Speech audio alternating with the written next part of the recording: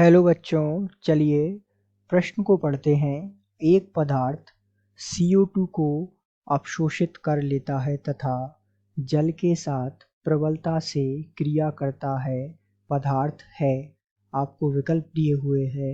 विकल्प ए है CaCO3 अर्थात कैल्शियम कार्बोनेट। विकल्प बी है CaO कैल्शियम ऑक्साइड।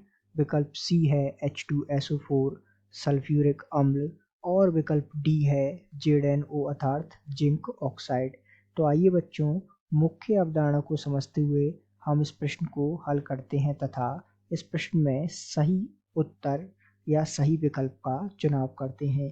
तो प्रश्न को हल करने के लिए हमें कुछ महत्वपूर्ण बातों की जानकारी होना आवश्यक है, जैसे कि उसकी जानकारी होना आवश्यक है जो CO2 को अवशोषित करता है तथा जल से प्रबलता से क्रिया करता है। तो यदि मुख्य अवधारणा के रूप में समझे तो हमें कुछ अभिक्रियाओं की जानकारी होना आवश्यक है, जैसे कि CaO कैल्शियम ऑक्साइड जो है CO2 कार्बन डाइऑक्साइड से क्रिया करके CaCO3 अर्थात कैल्शियम कार्बोनेट का निर्माण करता है।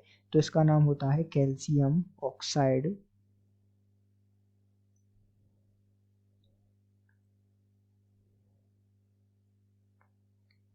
कार्बन डाइऑक्साइड को CO2 को अवशोषित कर CaCO3 कैल्शियम कार्बोनेट का निर्माण करता है।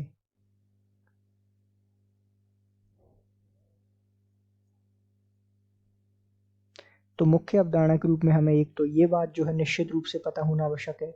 और कौन सी बात है कि जल से प्रबलता से अभिक्रिया, तो इस पर भी हम चर्चा करते हैं। जब हम CaO कैल्शियम ऑक्साइड की H2O जल से अभिक्रिया कराते हैं तब हमें यहाँ प्राप्त होता है CaOH2, जिसे हम सामान्यतः कैल्शियम हाइड्रोक्साइड के नाम से जानते हैं। तो कैल्शियम ऑक्साइड की H2O अर्थात जल से अभिक्रिया कराने पर यहाँ हमें कैल्शियम हाइड्रोक्साइड प्राप्त होता है।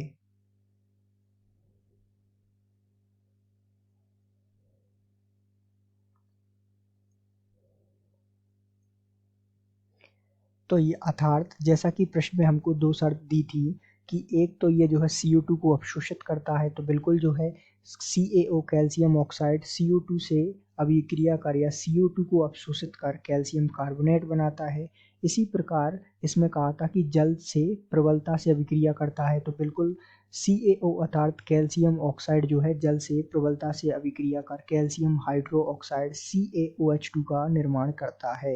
तो इस आधार पर हम कह सकते हैं कि दिए गए प्रश्न का सही उत्तर विकल्प बी है। आशा करते हैं आपको समझ आया होगा। धन्यवाद।